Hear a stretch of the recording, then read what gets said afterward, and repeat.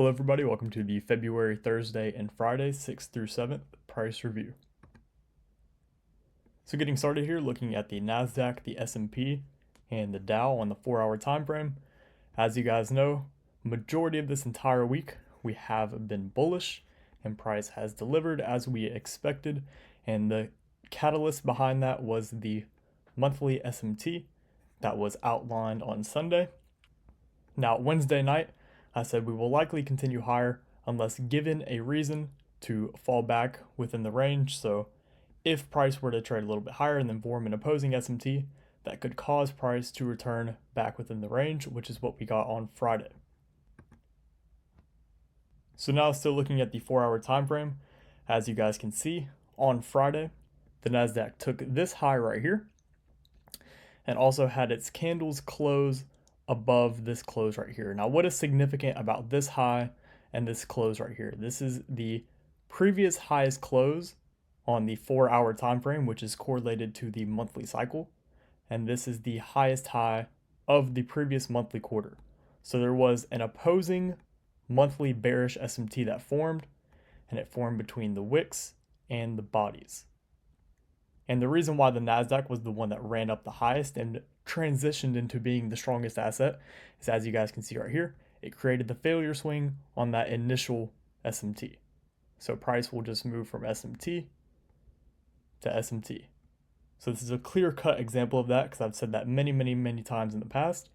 And as you guys can see right here, this is what I'm referring to. So as you guys know, with non-farm payroll Friday, at the beginning of this week, I stated we could see Thursday or Friday being the high or low of the week.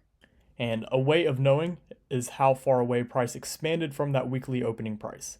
So as you guys can see right here, this is that weekly opening price. And no, I'm not referring to the true week open. I'm talking to the real Sunday opening price. If you take that, draw that across, as you can see, price was trading way above it, which is why price returned, or another caveat as to why price returned back into the range on all of the assets. As you can see on the Dow, it returned so deep into the weekly opening price that it actually closed below it.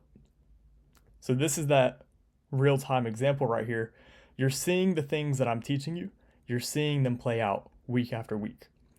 And this is why I don't really answer too many questions about things that happened way back in the past, to where it's very cherry-picked examples because some of you asked that.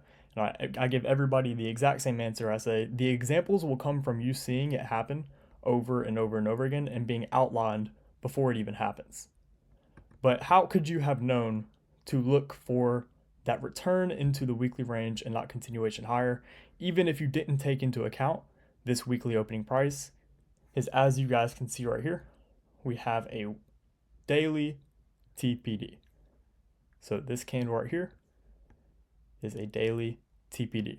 As you can see right here, this would be candle 1, the close of this candle, and the open of this candle. The open of this candle is higher than the close of this candle.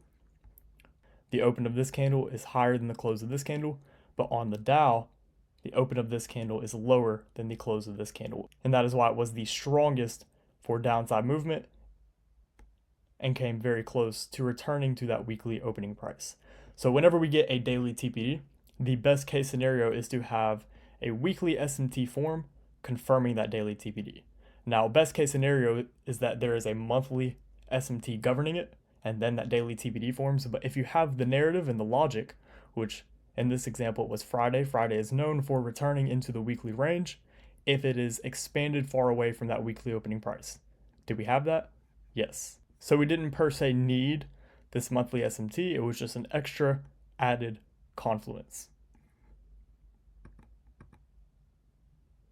And now looking at the hourly time frame, as you guys can see, after we had that daily TPD, we had a weekly sequential SMT form between Thursday and Friday, Dow being the weakest of all of them, made the failure swing, while the S&P and the NASDAQ took this high right here, which was Thursday's high. And since the NASDAQ was the strongest, it ran all the way up to that previous weekly high, which would be the previous monthly cycle quarter high.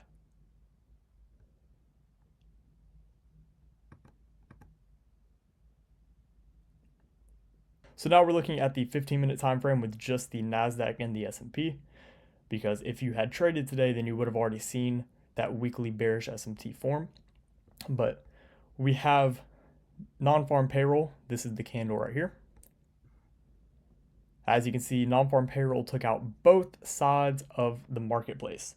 Now, this is one characteristic that non-farm payroll has. It tends to have a two-stage delivery, and if narrative is correct, then this is likely what you will see is non-farm payroll takes both sides of the marketplace. So if you were a short seller right here, then you got wrecked. If you were a buyer down here, then you got wrecked.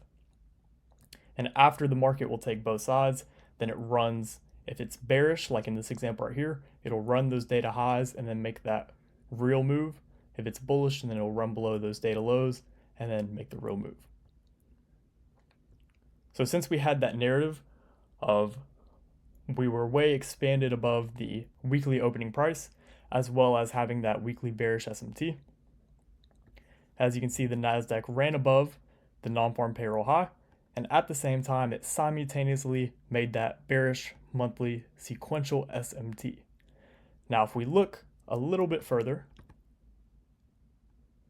you guys can see there was a 15-minute TPD that formed after price had taken the data highs and formed that bearish monthly SMT. So here's the TPD right here. And again, we have the S&P on the right, the NASDAQ on the left. This would be candle 3. So this open is higher than this close. This open is lower than this close. So there's a cracking correlation right there. And as you can see right there, that is exactly what caused price to drop down. And then it traded higher into this fair value gap and then continued lower. And there was also a breaker in confluence with it as well.